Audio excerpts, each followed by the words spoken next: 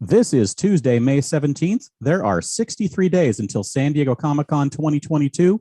Welcome to SDConCast, the official podcast of the San Diego Comic-Con unofficial blog. VANUHTEE go. Oh my god, I love LiveJournal, and my LiveJournal loves me. Current mood is hyperactive, current music refuse 73. I love the color scheme, it's pink and purple. Hello, all. I am your host, James Riley, and joining me on the podcast, as always, Carrie Dixon. Hey, guys. Thanks so much for joining us. And also joining us, Erin Tapkin. Hi, everybody. And our special guest, Joey Spiotto. Hello. Thanks for having me. All right. So this is week 2 of the podcast, and all is going well in Comic-Con land, except for my volume level, apparently. But I'm trying to work on that. And we'll get to you all your comments and questions during the show. You can tweet us at SD_comic_con or use the hashtag SDConCast. We'll be keeping an eye on the YouTube live chat if you want to comment there. And we actually will be having a giveaway halfway through the show, roughly. So you may want to keep an eye on that and be in the YouTube live chat, because that's where the answers are going to need to go. First up, let's talk to Joey. And Carrie, why don't you kick us off? Sure. So first off, thank you so much for joining us, Joey. And for anyone who doesn't know you and your work, why don't you just tell our listeners a little bit about you? Hey, well, thank you for having me. I'm a big fan of you guys, and so I'm really happy to be here this evening. So I am an illustrator / author. I've been working as a professional illustrator for my entire career, which is quite a few years now. So I've worked in film and video games as a concept artist, and then I moved on to doing gallery illustration work and a lot of pop culture artwork. And most recently, I've started writing and illustrating children's books, graphic novels, mostly. Well, that's pretty cool. So the first time I met you was about 11 years ago at a Can't Stop the Serenity screening. We invited you there. It's when you were almost just starting, I think, right? As an artist.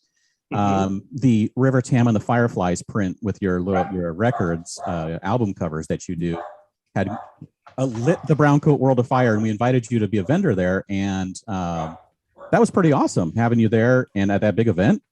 Yeah, that was a really great experience. I had just I'd created that artwork for I've been working with a gallery here in Los Angeles called Gallery 1988 for quite a few years, and I had worked with them for about a year on a few shows, and I had like no success with anything. And then I created that piece of artwork, and it like blew up online on the internet and spread around, and that's how you guys came to see it and then had me down. That was sort of my first aside from the gallery work, that was sort of my first exposure to selling artwork that I created for myself. Before that, it's been I worked as a concept artist in video games and film and stuff. Like I mentioned, nobody ever sees that stuff. So this is sort of my first kind of taste of like, oh, I can create art that people like, and then they like to hang it on their wall or, do whatever, give it as gifts and all that fun stuff. So that was sort of what got me turned on to conventions and all the fun stuff that comes with all of that. So, well, that's cool. So thank you for having me. That was an awesome event. I remember it. That was pretty cool. Well, that kind of leads me into you're talking about your concept art. I'm a big fan of Star Wars as well. And I read that one of your early jobs was as part of the team of artists on episode 1 and 2. So, yeah, I didn't. So after episode 2 had come out, I believe he was the production designer. His name is Doug Chang. He left Lucasfilm and sort of took the art team with him, and they got started on a project that became the Polar Express for Warner Brothers. And when I was still I went to Art Center in Pasadena studying illustration, and I was graduating from there, and you meet with a bunch of different companies to interview for potential work. And I met with a guy at Pixar, and he went through my portfolio, and he's like, we're not hiring right now. He said, but I have a friend that's just starting up a new project. And he said, you may know him from his work on Star Wars, and my ears perked up, of course. And I thought, okay, who's this who's this person? Star Wars? Yes. And so he says his name is Doug Chang. I was like, oh, well, I have all his books. Big fan. So he put me in touch with him, and he invited me over to his house up in the Bay Area. He asked if I ever get up to the Bay Area, and I was like, yeah, all the time. I'd never been to the Bay Area. And so I told him I was, I'll be up there in the next week. And he's like, oh, great. Well, come over to the house, tell you about the project and see if it's something you'd be interested in. So that was sort of my first job after college, was working with the whole Star Wars, the prequels, the concept art team. And it was like, there was art school, and then there was art school. And that was like art school 2.0. And they paid me for it, which was really nice. I didn't have to take out any loans, no grades, nothing. It was, I worked on that project for about a little over a year. And I learned so much from that team. It was just an incredible group of people. Well, that's awesome.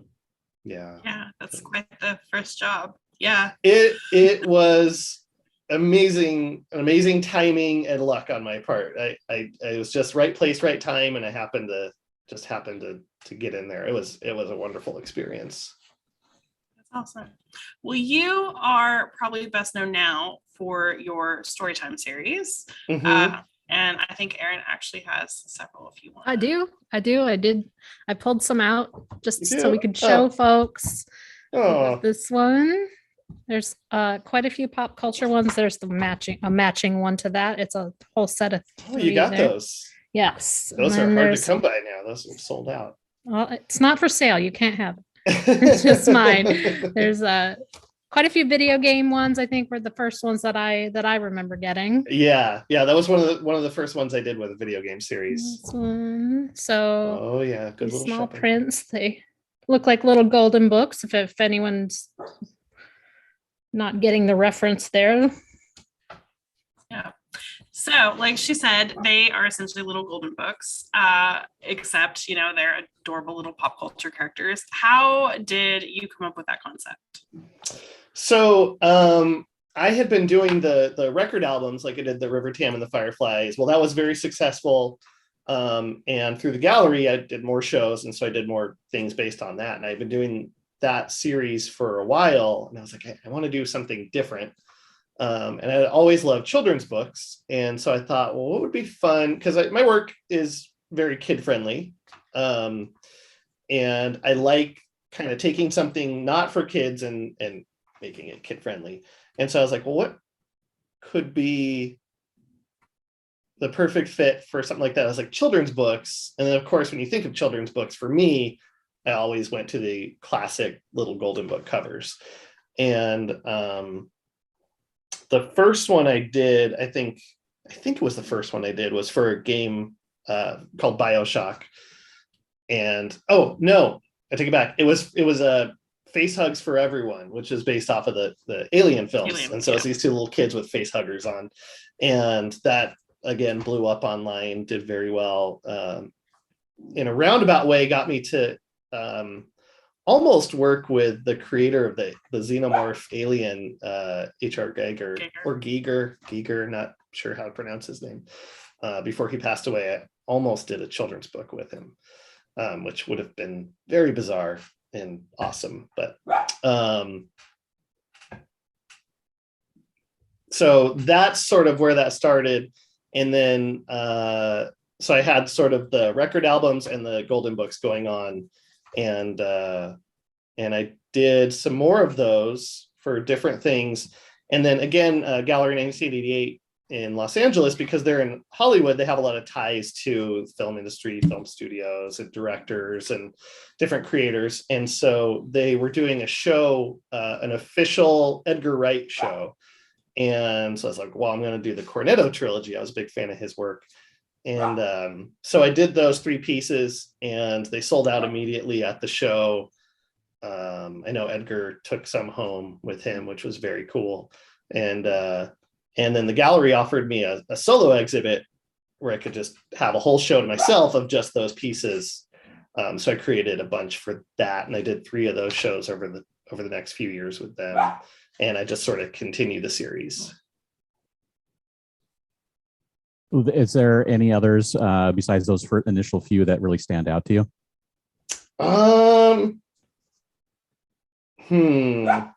Well, they're all sort of. I've done so many of them. The video game ones I am especially fond of because I love video games, and so I think I'm a big Nintendo fan, so I did a Zelda one, which was fun, and I did a couple more Alien ones, and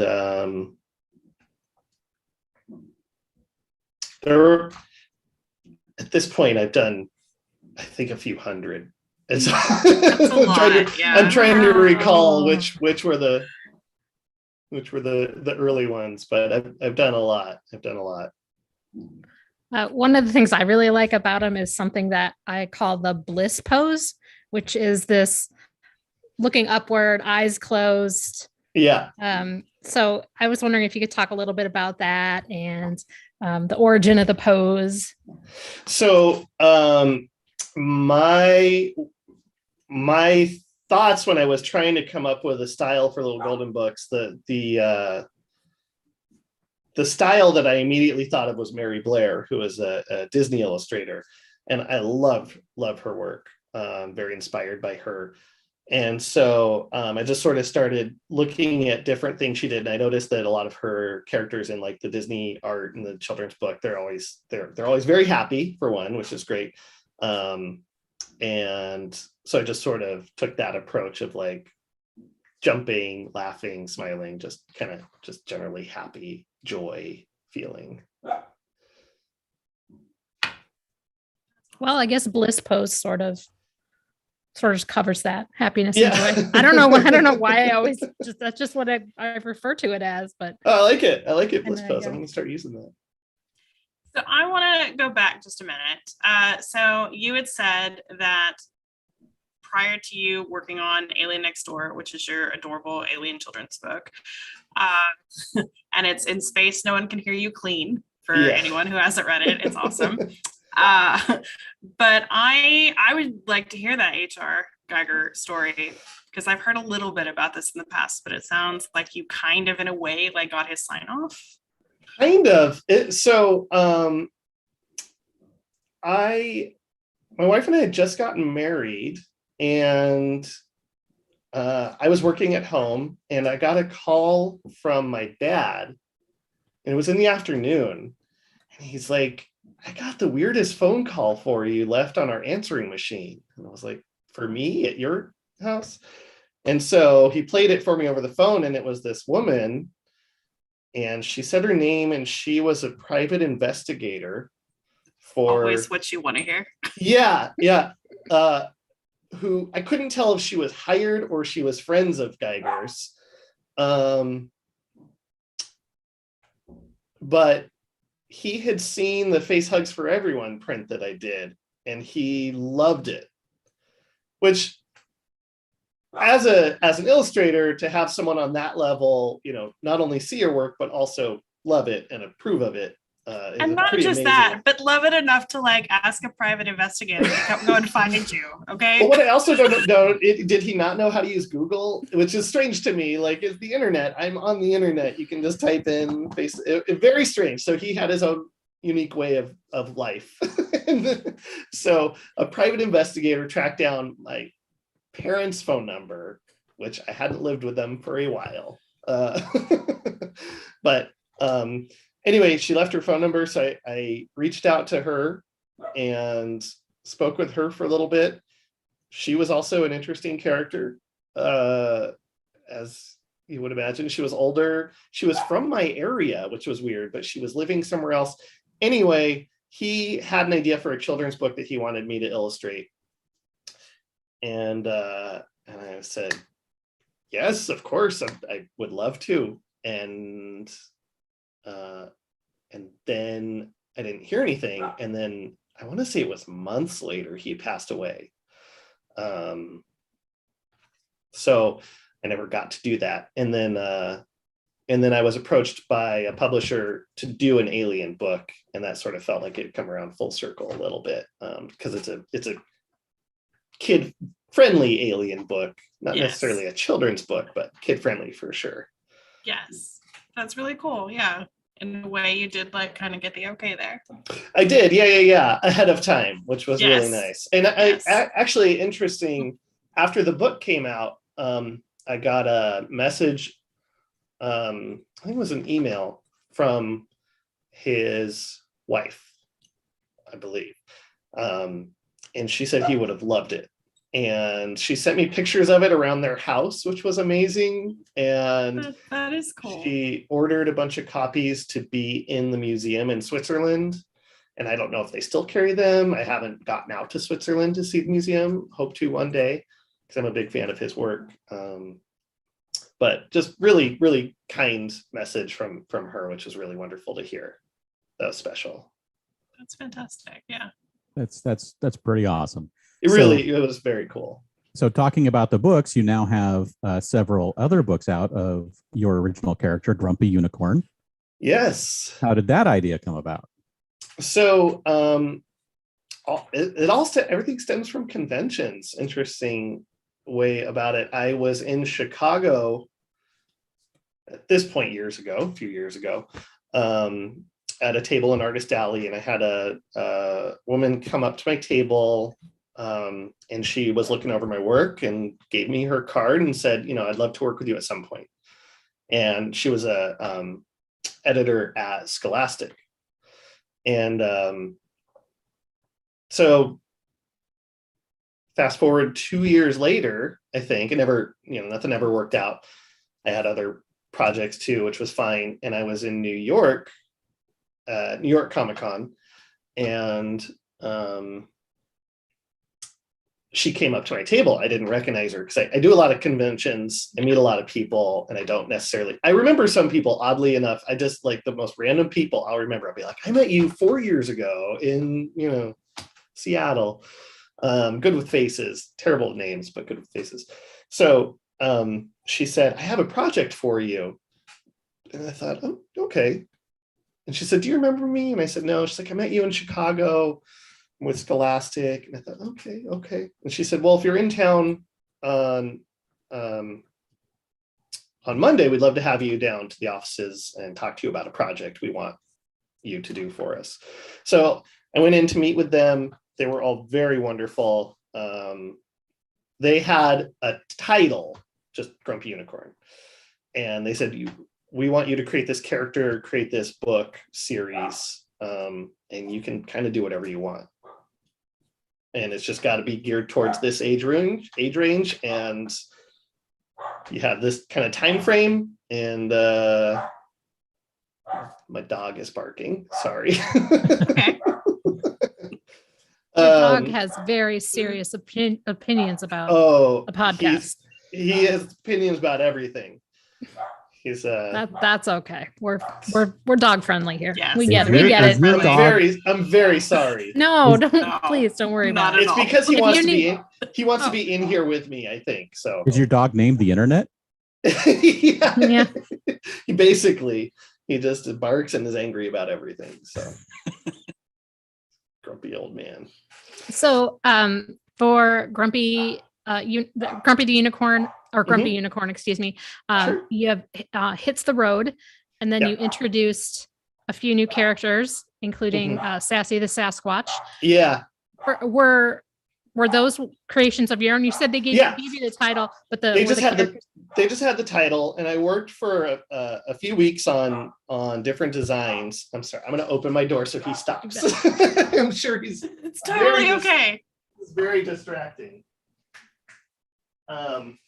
So I worked for a few weeks on a design, and I had a deadline coming up where they were like, okay, we want to see what you got. And it was like the night before, and I was like, no, this isn't working. None of this is working. And so I just spent all night just coming up with different designs, and I settled on the one that you see in the book, and they loved it. I had shown them some stuff ahead of time, and I could tell they were like, well, this is okay. And then they saw it, and they're like, that's amazing. That's it. That's our character. Your character, because I've had jobs where they are very controlling, and on this project it was mine, which was really wonderful. So it was okay to kind of shift gears at the last minute and switch over. So all of the other stuff, like I wrote the story, which was my first time writing anything. So I created all of those characters. So they had really no feedback for me or notes or anything, which is so unusual, just to be able to have the freedom to create whatever I wanted, and create the world around this character. Are there eventual plans for expanding the universe and having more characters, or even telling us more about those characters? I sure hope so. Shall I tweet at Scholastic? Yeah, please do. I mean, they do always appreciate feedback. The book is done very well. Hopefully there's more, but nothing I can say at the moment. But I know within Scholastic they really love Grumpy, and all the conventions I go to, I get a lot of kids coming by my table. Oh, I have that book. Oh, I've read that book. I have that in my school. I love it. So that's always very rewarding. And I have 2 little kids, and so they were a great test audience for me as I was making the books. Just kind of read it to them, little parts. I would show them different drawings and have them pick ones they liked. Oh, very good test audience. They weren't like, "Ew, Dad, no." No, they're still at the age where they think I'm funny and cool, which is fun. Yeah, they're 7 and 5, almost 5. So, so I'm hang on to that as long as yes. I am. Yeah, they don't think I'm lame yet. I know they will one day, but for now, they're a really good test audience. So that's helpful.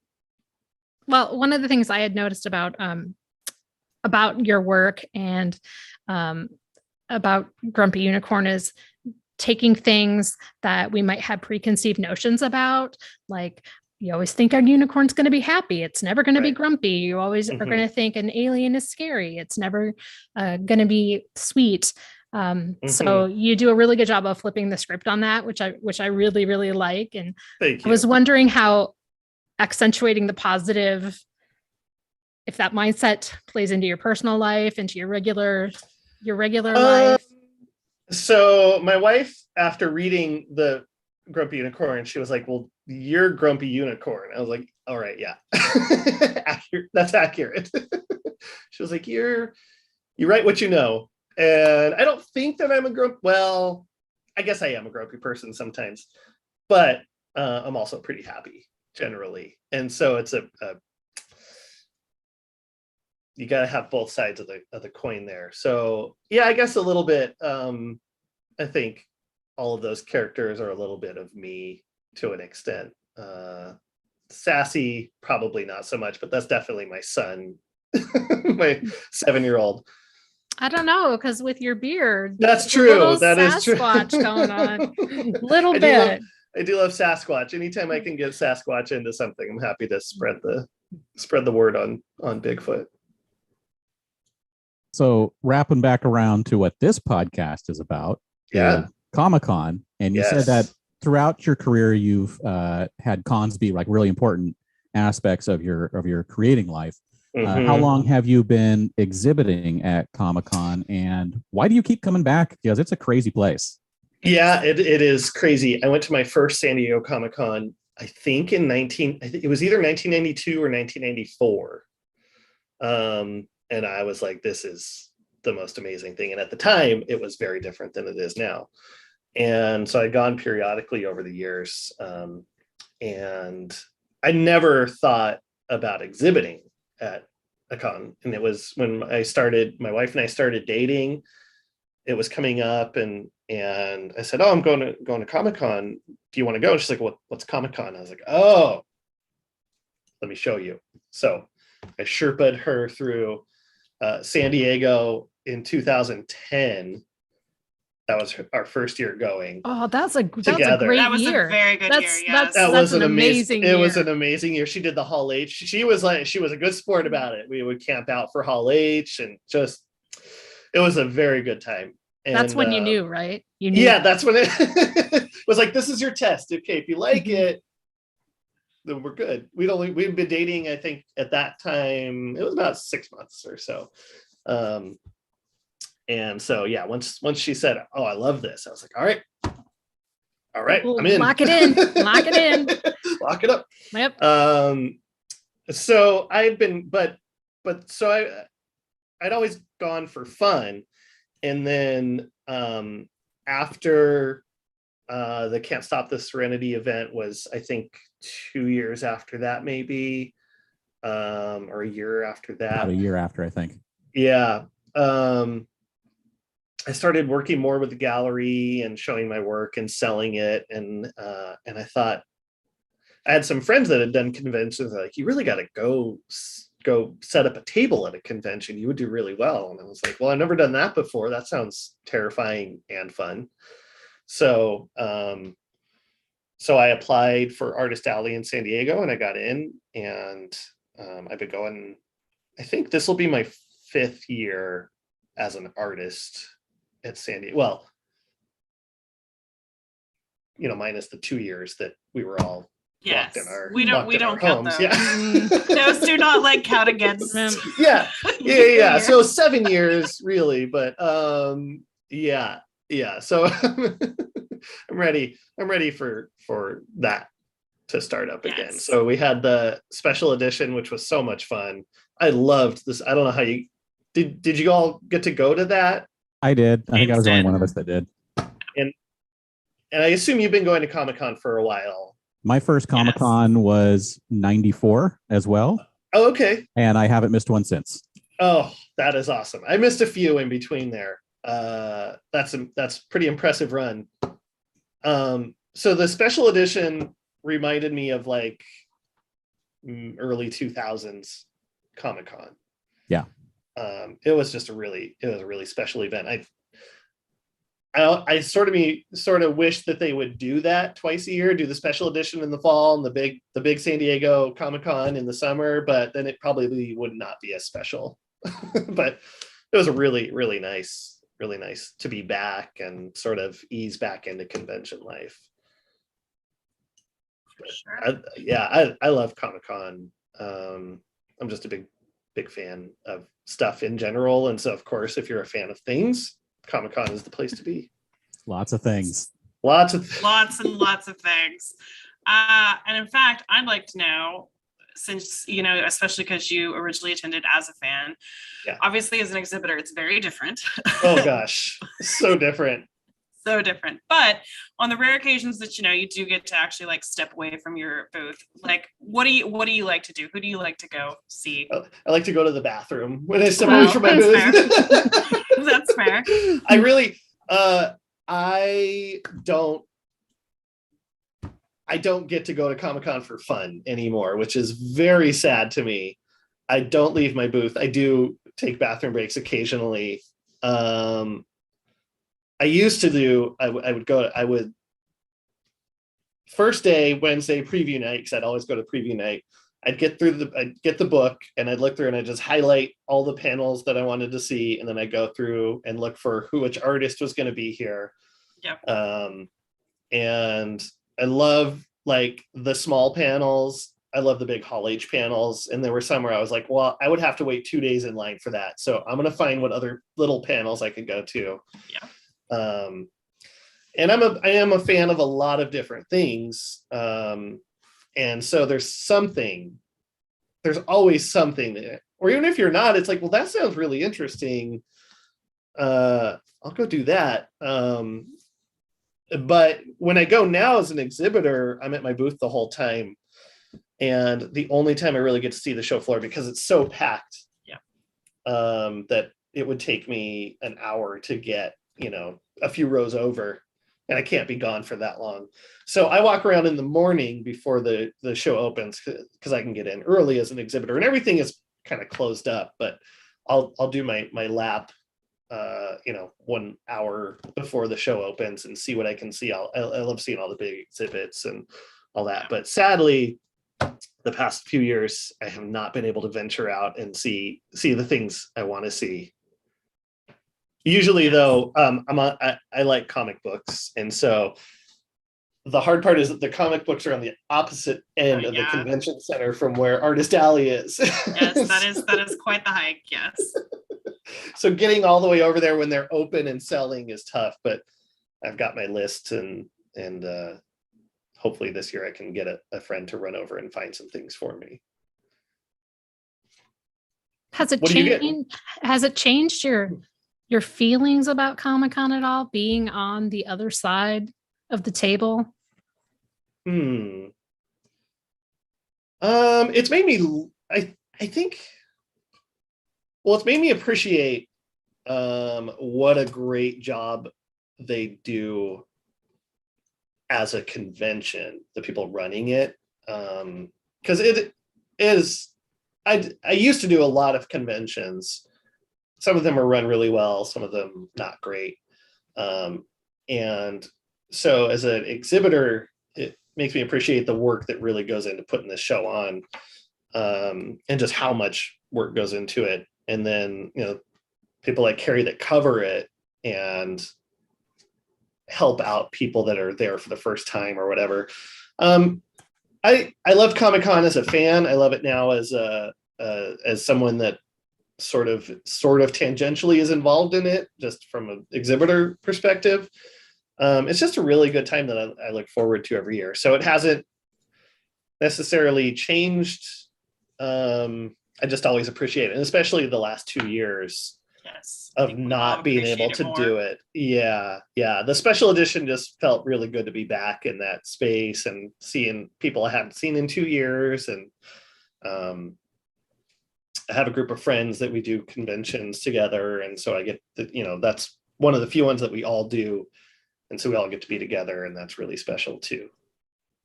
Well, you mentioned some friends, are your friends fellow artists? Yes. Yeah. So yeah. I wanted to ask you about that, about any of your peers.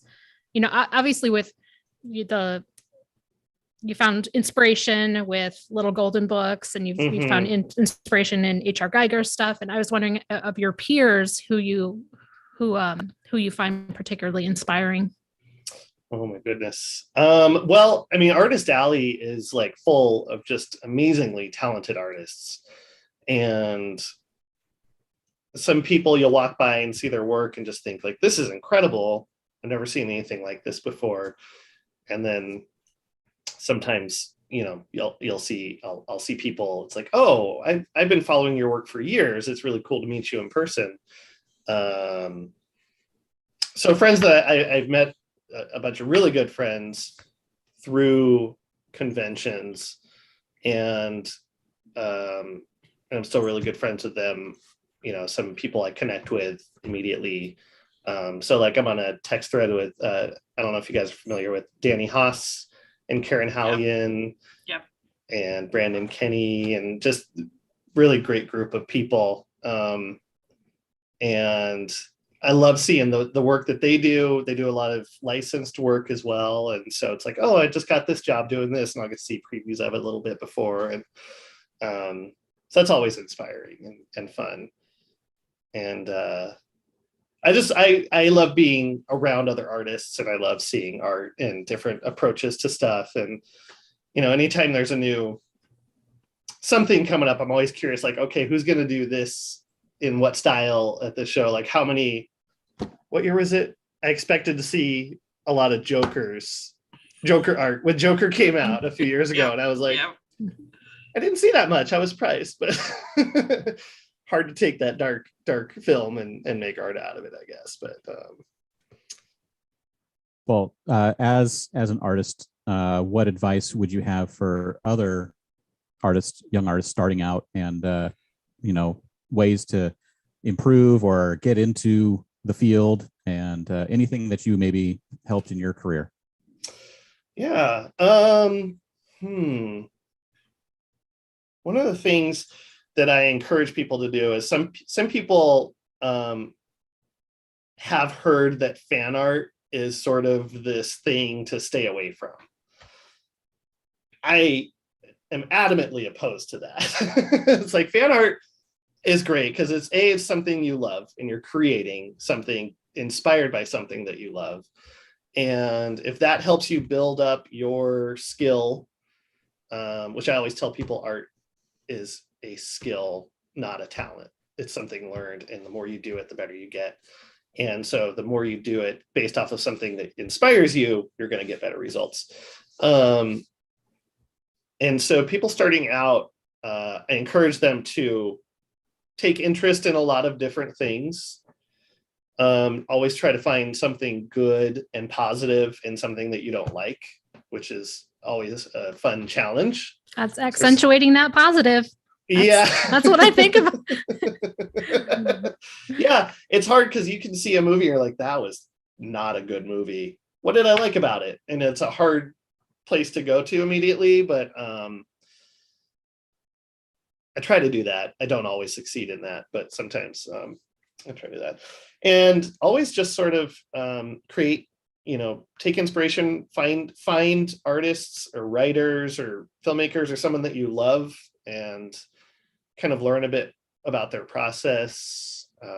You guys do a great job of facilitating that through artists that you showcase during conventions. I always love seeing, go visit this artist at this table, and then I'll pass by and be like, oh, well, now I see why they showcase them. Of course, yeah, this stuff is amazing. It's a lot of hard work and a lot of time, and it's frustrating at times, and it doesn't always work out, but it's not an easy road by any means, but it's a very rewarding path if you can stick with it.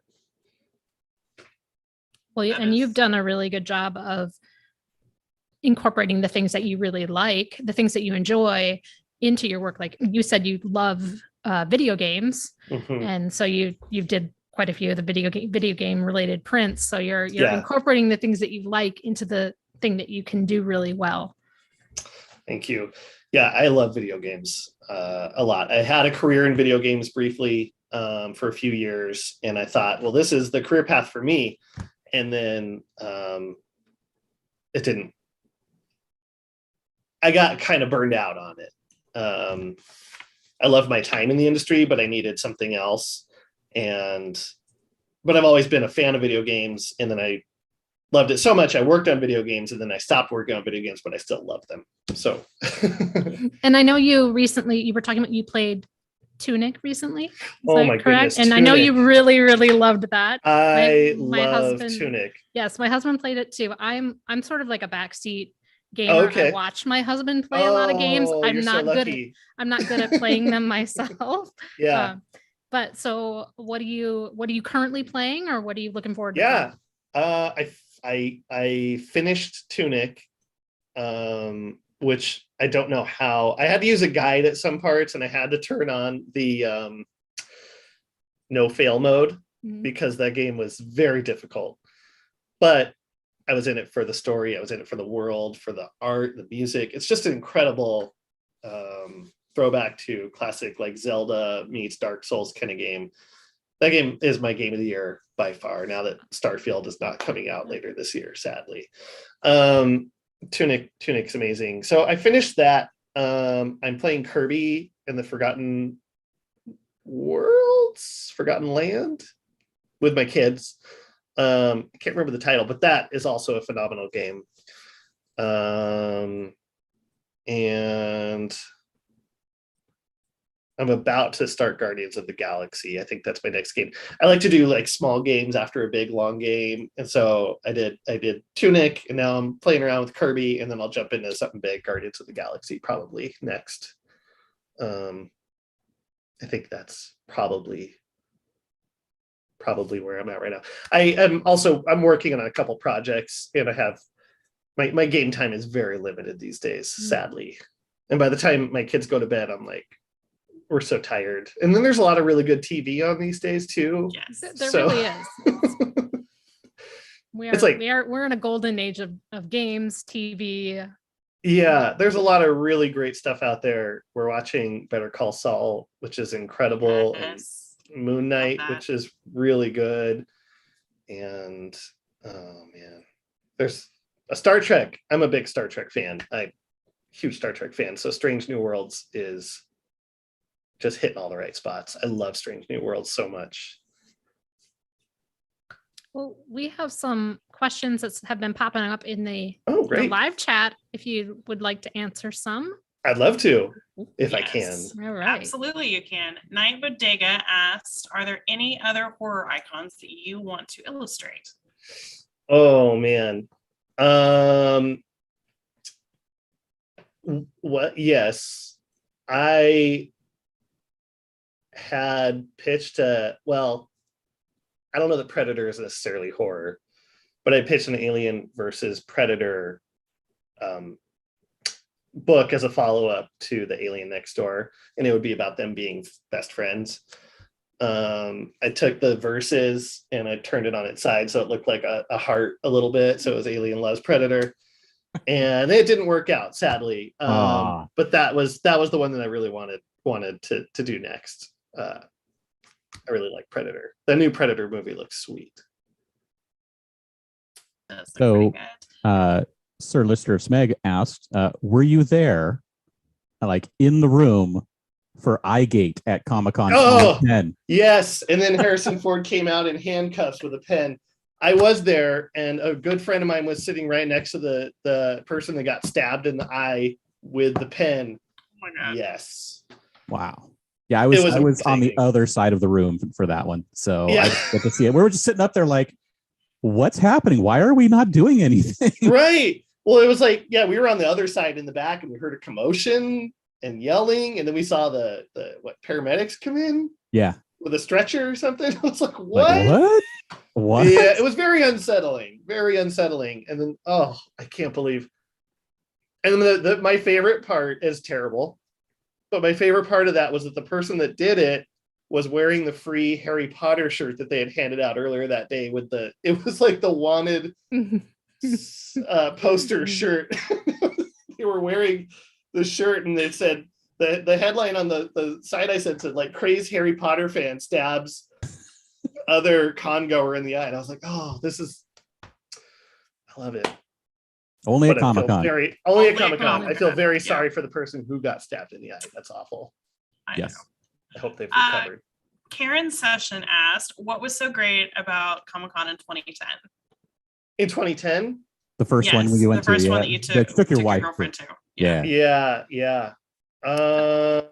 I mean, Hall H that year was spot on. There was everything. I believe, was that the year they did a Tron Legacy panel? They did. Mm-hmm. So we were sitting right in front of the whole Tron Legacy team who was behind us. And I'm a big Tron fan. I don't know if you can see my little Tron Legacy Legos back here. I love Tron Legacy. And so I was there for that panel, and they were behind us. And so I didn't realize who that all was behind us until they got up on stage. And I was like, you guys, this is them right there. That was, like you mentioned, as you mentioned, Harrison Ford's first ever Comic-Con was that year. Was that the one? Scott Pilgrim year too, wasn't it? It was Scott Pilgrim was everywhere. Yeah. And it was also the year that the full cast of the Avengers was introduced. The Avengers, that's right. I think that's what sold my wife, then girlfriend at the time, on Comic-Con being like the most amazing thing ever. Was just that one Saturday in Hall H was like, why is Robert Downey Jr. coming up on like through the aisles right now dancing? This is amazing. Yeah. And having the whole cast of the Avengers. Yeah. And that was just Hall H stuff. I mean, in Ballroom 20, we had the first ever Game of Thrones panel, I think. And The Walking Dead. There was Walking Dead and right, because they weren't doing those in Hall H yet. Right. I think there was those that year. Either that or it was the year after. But I mean, there was good stuff. Like, because I mean, I remember doing Hall H one day, then Ballroom 20 the next day, then back to Hall H. Oh yeah, back. So there was stuff going on like all over the place that year. Yeah, that was really like the glory days of Hall H. There was a few years there where it was just, and then when they had the Hobbit and Pacific Rim on the Warner Brothers panel, they would like open up all the sides of the room, and it was just like, and the side just kept getting. It just kept getting further and further down the hall every year. They're like, we got to go bigger, more, further back. Open the curtains all the way around. It was amazing. Hall H, I loved Hall H. That is my most missed thing about now working at conventions is I don't get to experience Hall H, which sadly I think it still sounds great in there. I hear it very loudly from the wall where Artist Alley is. But it doesn't feel like they have those big moments as much lately. The Marvel panel in 2019 was pretty epic. I mean, it? I didn't. Yeah, I was working. They brought out basically every single cast member from every single upcoming movie and TV show that had been announced for like an hour and a half. Just like every 5 minutes, new cast. Oh, that's the best. Great. That's the best. Yeah. So they still have some pretty big moments there. They do. I I always enjoy reading about them after. It just makes me sad. I'm like, I'm right there, but I'm right here. and the 2015 Star Wars panel was epic. For the Force Awakens, and then they did the concert afterwards. The symphony, yeah, amazing. And I don't know if you were there for the Avatar panel. Was that 2010? I wasn't there for that one. Or that was 2009. Yeah, that was when I was still working at the Brown Coat booth, so I wouldn't have been able to go to that. Okay. That was the first footage of Avatar, and it was just, at the time, it was like, this is amazing. This is amazing. So I think that was the year they also announced Tron Legacy. Yes. Yeah, because that was the Flynn's year, the arcade.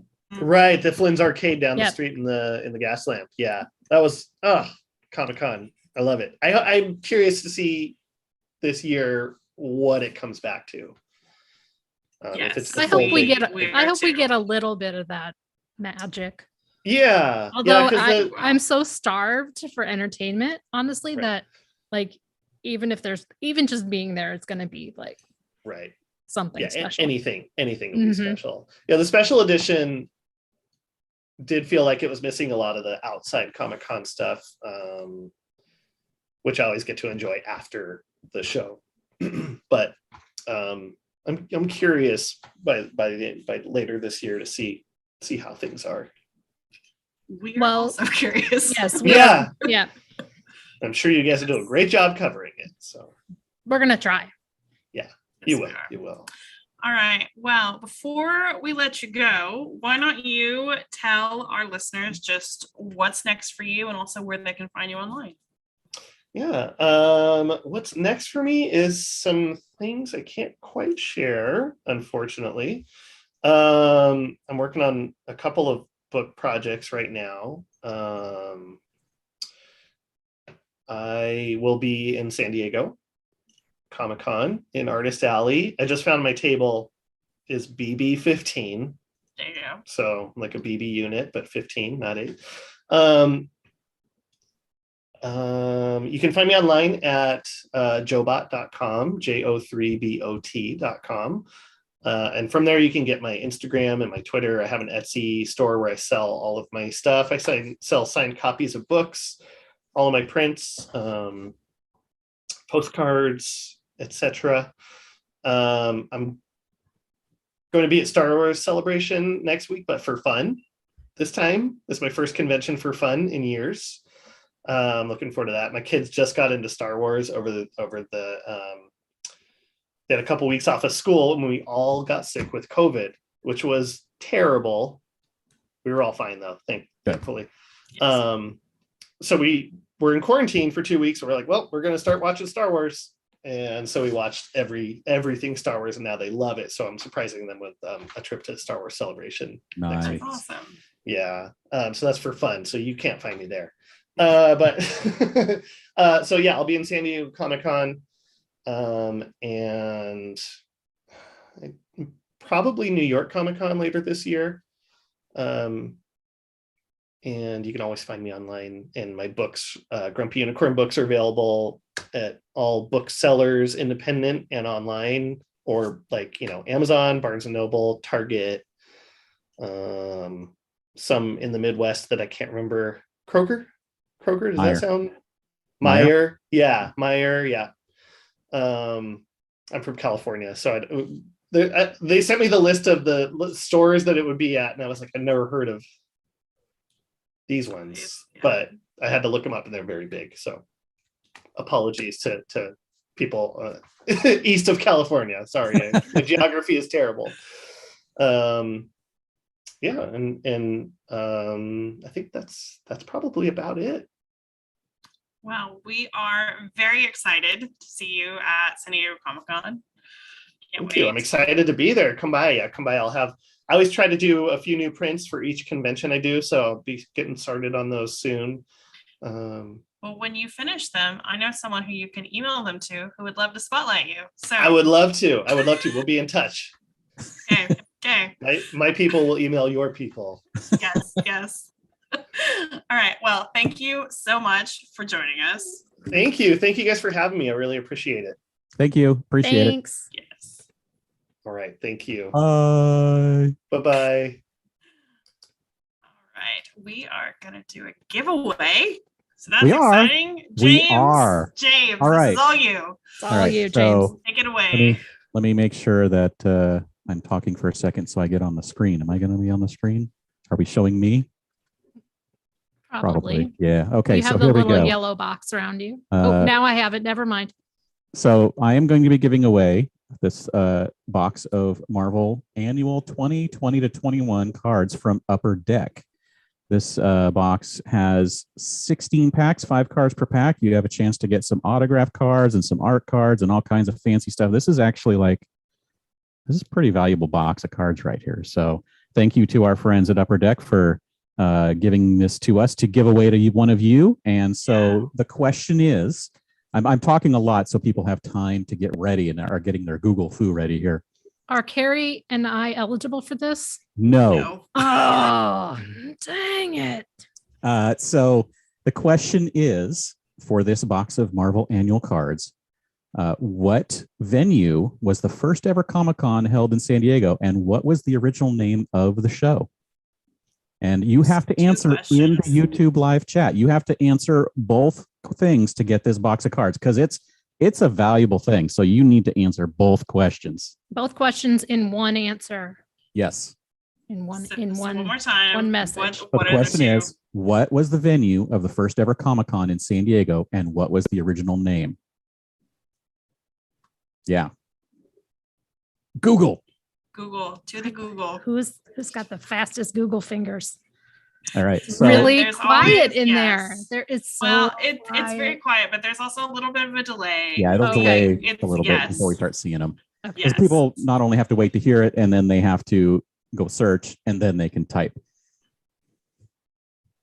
Oh, there's half of There it. we go. Looks We like got an need- answer. nope, we don't have. Oh, We need yeah. both parts of the We answer. need both in one answer.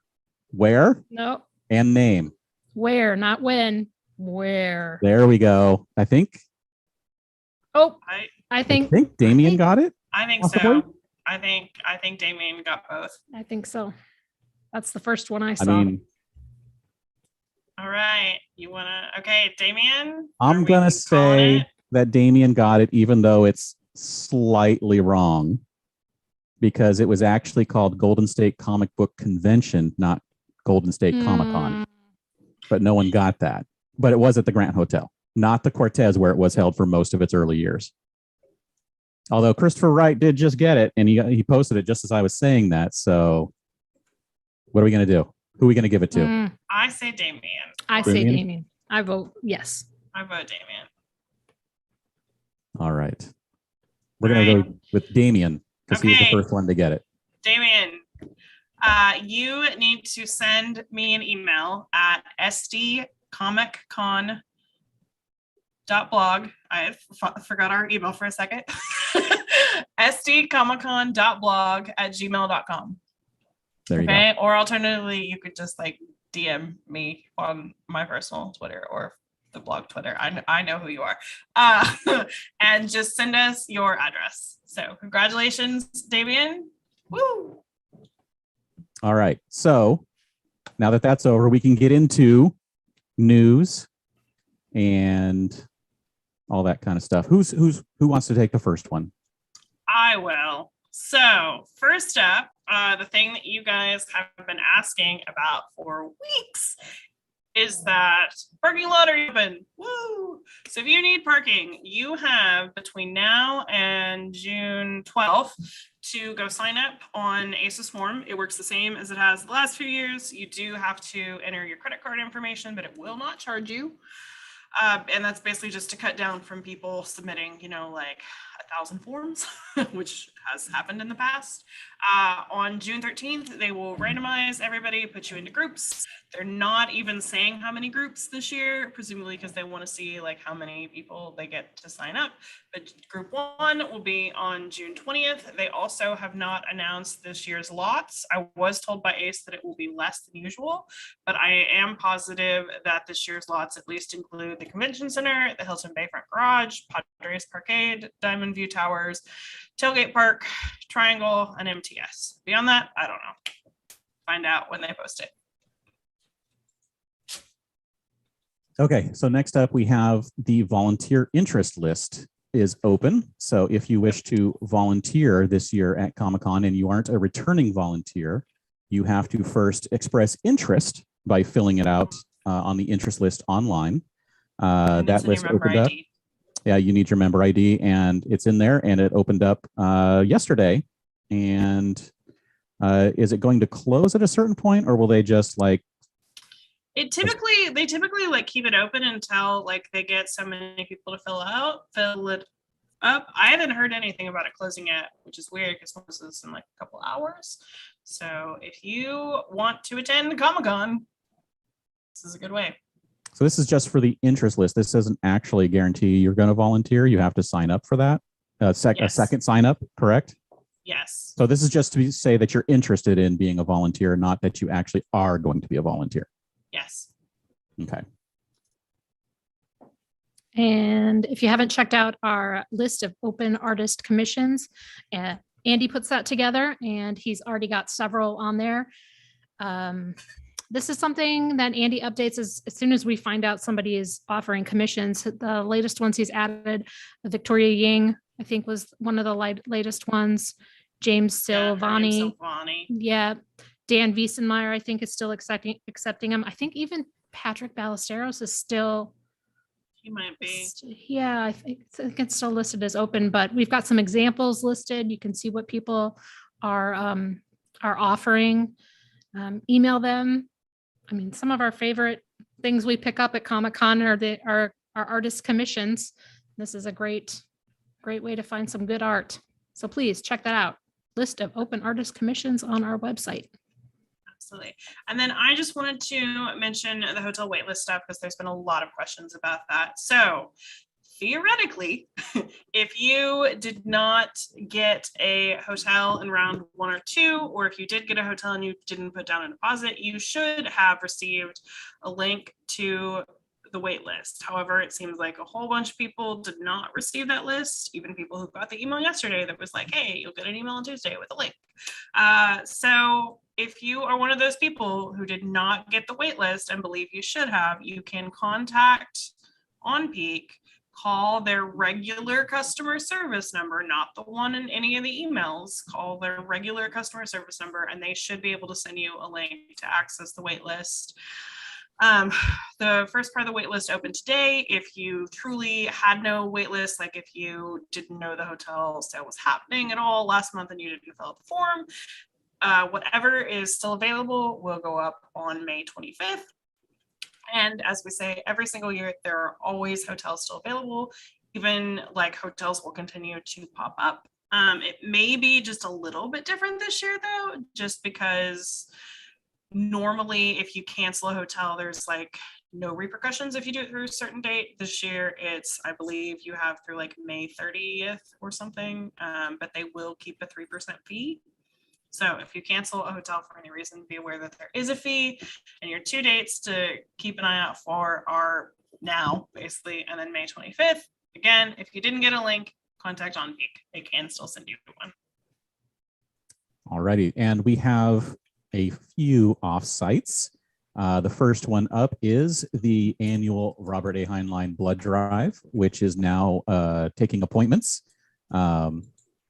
You can make appointments. There's links on our site for all the days. It's Wednesday through Sunday, 9 a.m. to 6 p.m. And besides giving the gift of blood, you also are given the gift of some swag, usually after you donate. So there's a give and a give going on here. So if you make the donation annually, go ahead and get in on this before they fill up, because they might fill up. One of the other offsites that we have is from Experience Level Entertainment, XLE. They are known for their I guess pre-Comic-Con and during Comic-Con parties. Right now, they only have a pre-Comic-Con party, a Comic-Con kickoff party. It's called Ready Party 1, Love and Thunder. So it's Love and Thunder themed. Previously, they would have these at the Flux nightclub. Flux is no longer there or has changed into something else. So they are moving up to the Park nightclub. These parties include DJs, live performances. There's always a band there, the Flux Capacitors. Yep, they'll be there again. Yes, they're. And I did see them say that this will, normally they do a party almost every night. This will actually be their only party this year. So if you are interested in that, you'll want to get tickets. General tickets are $45. Right now, they have early bird tickets. Those are $35, and that's for the first 200 or until June 30th, whichever comes first. If you haven't been to one of these parties, they're loud and they are fun. If you enjoy dancing and live music, there's a lot of that. I went to 2 of them, I think, in 2019. I had such a good time. So please check that out. Ready Party 1, Love and Thunder. Yes. Oh, I guess I should also mention that is on Wednesday, July 20th. Yes. So it's that yes, Wednesday it is night. on Wednesday. Yes. So it would be, you can hop over there after preview night. Yes. There used to be nothing on preview night. Our party on Wednesday used to be the only game in town. And now we're on Sunday. We're the only game in town on Sunday night instead. But I wanted to talk a little bit about Spider-Man Beyond Amazing, the exhibit. Tickets went up for that, which is an exhibit all about Spider-Man at the Comic-Con Museum. You can grab your tickets on Fever Up. They are $24.99. And the exhibit opens on July 1st, and it's basically open all the way through January. So if you want to attend during Comic-Con week, I would definitely grab your tickets, because they're like, you sign up for a time slot. If you are a local, I would attend any other week.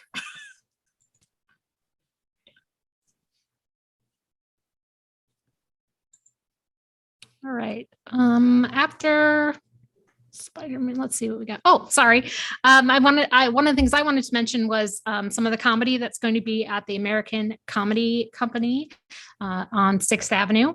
Brian Posehn has announced that he is going to be doing 4 shows, 2 on Friday, 2 on Saturday.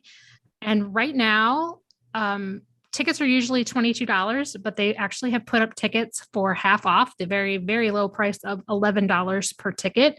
And they have said that that price is going to be changed up to $22 without notice. So if seeing some live comedy is your thing, you'll want to jump on that right away.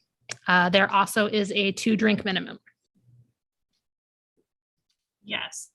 And then I just wanted to mention, because somebody asked us about it earlier, Cup of Water, SDCC will return, which is literally me and James standing on a patch of grass by the Omni, giving out little cups and some free water.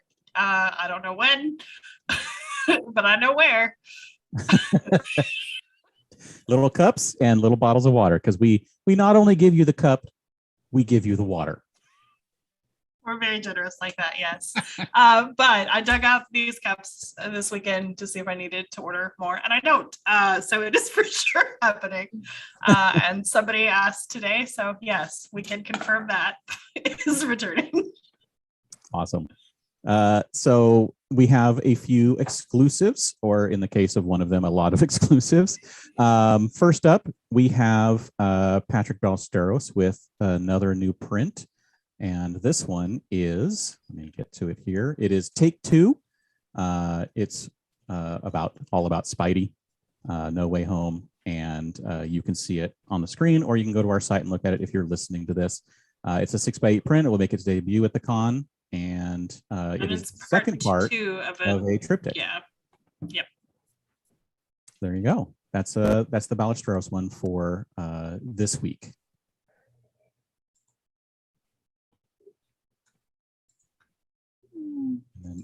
Sorry. No worries. Just gotta. I couldn't see. Couldn't see anything. We've also got a couple things from Priscilla Wilson, also known as Valor and Vellum. There are going to be Priscilla has already shown a whole bunch of stuff, but one of the newest things were the some originals, some very affordable original watercolors. You can see there on your screen. They are going to be $50 a piece on a first come, first serve basis. We're not sure which day they will go up, but we will update that when we find out. Priscilla has also shown sort of a companion piece to the front side of the convention center poster that we saw, or print that we saw a little while ago. This one has Sune and Toratai. Am I saying that right? I think so. Toratai, Love San Diego. This is a 5x7 variant print printed on silver metallic paper. So it's going to be very lush and very shiny. This is an exclusive nighttime edition just for the con. I just love, like, I mean, I've said this a million times, but I just love exclusives that actually like have to do with the convention. Like the fact that that's the back of the convention center is really cool, you know, like, because as I say every time, the one thing that all of us have in common is, you know, the actual convention. It's literally the only thing. So. And this will be limited to 50 pieces, I believe, $20 a piece, first come, first serve. Again, we're not sure if that's right away when the con opens. If that's going to be Thursday, Friday, we'll try to figure that out. Yes. And we will let you know. And then Diamond Previews has a whole slew of exclusives. They have 17. There are things from like Gundam Infinity, Cobra Kai, there's a Bruce Lee that you can see on the screen now, Avatar, John Wick, Teenage Mutant Ninja Turtles. I mean, there's just so much stuff. And as always, these are a little bit weird. So Diamond Previews makes these. Your local comic book shops will also sell these. And then some of these will be available at like the different manufacturers' booths. So like Diamond Select Toys ones will probably be at their booth. It's all just, it's a little bit weird. It is. Now, usually Diamond will have a list of retailers at the show that have them. Yes. But retailers have been told that not all of the items will be shipping in time to get to the show. And in that case, those ones will be, I guess, just at the local comic bookstores or the online retailers. But I imagine that Diamond will once again be providing people with a list saying, here are the booths you can check out. Here are the booth numbers. Yes. I will be very surprised with as limited as some of the items are. I'm going to be real surprised if any of these end up at comic book stores, because comic book stores don't get their stuff until like the week later. Right. So I mean, some of these pieces aren't piece counts, 3,000 for some of them, 1,000. And some of them have been like really popular. Yes. I know that those Judge Dredd ones those seem to be sold out pretty much anywhere online that has been selling them. So again, there's a bazillion of them. You can go look at them all on our website. And if you want one of them, I would try to purchase it online, but also don't be surprised if your order later gets canceled. Yeah. I saw some online places have just even stopped taking orders already for it. So hit up your local comic book store, see if they think they're going to get any, maybe get on a list with them in case they do. Yep. So we have a few questions. And the first one is Sir Lister Smeg asked, do you think the pandemic might force CCI to put things like panels and the Lego minifig giveaway into the portal to limit people lining up overnight this year? Now, for Lego, they've been using the exclusives portal for their exclusive sales, but not the free minifig. They've been doing still a lineup and tap the screen and yes or no, win or lose thing. So what do we think? Do you think we're going to see panel lottery for stuff like that? Personally, no. Exclusive lottery? Yeah. I don't think so. I mean, they've basically already continued to do like the in-person lotteries for like Funko and some other stuff at both Special Edition and WonderCon. I mean, I realize that neither of those conventions, you know, have the crazy lineups that San Diego does, but I mean, I personally do not see those winding up, either of those, especially panels winding up in the lottery. But I just who don't. knows? I don't think they're going to want to do anything that makes their job more difficult. Would require more volunteer hours, more man hours. I don't think they're looking to make things more difficult. And the lining up. Go ahead.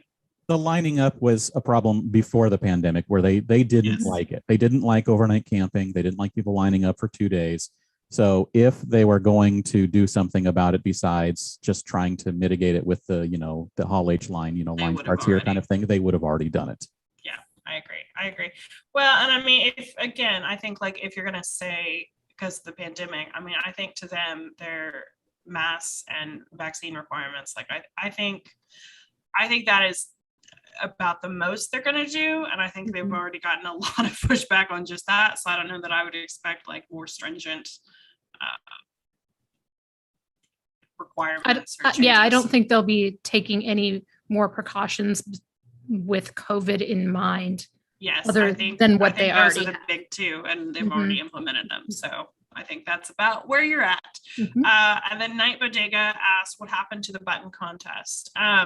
So we have pretty much narrowed down which buttons we are doing, but we have not printed them. So I have not reached out to people yet. But I will add that to my list this week to, if we picked one of your button designs, to poke you and start getting your address so that when we do print them, we can send you some stuff. Cool. Can't wait to get buttons. I've got a lot of buttons. Yeah, we like buttons. And then one other reader question that we asked was Chucky Valdez asked, did pro guest passes go on sale? So no, they have not, is the short answer to that. And the longer answer is if you purchased or claimed or registered for whatever but you want your pro badge prior to them closing down the system in 2020, your professional badge automatically rolled. If you had not signed up prior to them closing it early in 2020, when, you know, the world ended, then you have a guaranteed badge for this year, but they have not yet opened professional registration for 2022 for those folks. And presumably when they do, that is also when the guest badges will also be available to be registered. All right. And so for those of you who may not have a Comic-Con ticket for 2022, we do have a contest hub on the site. If you want to check out if we have any, if someone has some contests running, we always put them there. So it's an easy one-stop shop to see what kind of giveaways and whatnot are going on. Yep. And then I also wanted to mention that we have our attendee of the week that we have started up again. We had our first one last Friday, which was Jay Salgado. And you can sign up now to potentially be our attendee of the week. We will be doing that every Friday leading up to the convention. So again, please sign up. We would love to feature your smiling face on our site. And then I also just wanted to mention again that we have a Patreon. We make no money. Every dollar that we get goes right back into the site. And if you're already one of our patrons, we greatly, greatly appreciate you guys. You guys have helped keep the lights on, especially the last couple of years. So thank you. And we have some fun stuff this year, I think, that we are excited about for you and everybody else. So, you know, get excited. Yes. And we will be back next week, of course, as we head up to Comic-Con 2022. And we're going to have news, views, and exclusives. And do we have a special guest next week? We do. Next week, we will be joined by Gary Sassaman. Hopefully I said that right. Formerly with CCI. He wore a lot of different hats in his time there, including Director of Programming, Director of Print and Publications, and Director of Print and Digital Media. We will be talking about all of that and more with him next Tuesday. Awesome. And we have a newsletter, don't we? The first one went out this week. Yes, it did. It went out this week. It's got a new design. It's got like a game in the bottom. It has a game. It has a It has game. a word find. And we will, next week when we send it out, there'll be a new word find, and we'll also have the answer key to this week's if you couldn't find all 8 words. Awesome. So, yeah, so fun times. And so, Aaron, well, actually, all of you listening and watching, thank you for joining us this week. And Aaron, where can we find more of your work on the internet? Thank you. You can find me all over at Bavarian Aaron. And Carrie, where can we find more of you on the internet? You can find me on Twitter at Carrie Dixon and nowhere else. James, where can we find more of your work on the internet? I am everywhere on the internet at Dan Regal, and you can check out geekshotphoto.com for social media and other links from myself and my wife, who is Beth, our producer, who edits the show, creates all the slides, and does all the little things that gets this into your ears. So thank you, Beth, for doing all of that. Absolutely. Thank you, Beth. And real quick, I just want to say to the calculator in the chat who's saying that volunteers should get emails for things like hotels. Yes, you should. We are on iTunes. If you'd like to subscribe, the links are up on the blog, or you can search for SDConCast. If you like what you've heard so far, please review us. We're also on Stitcher Radio, and the link is in the show notes.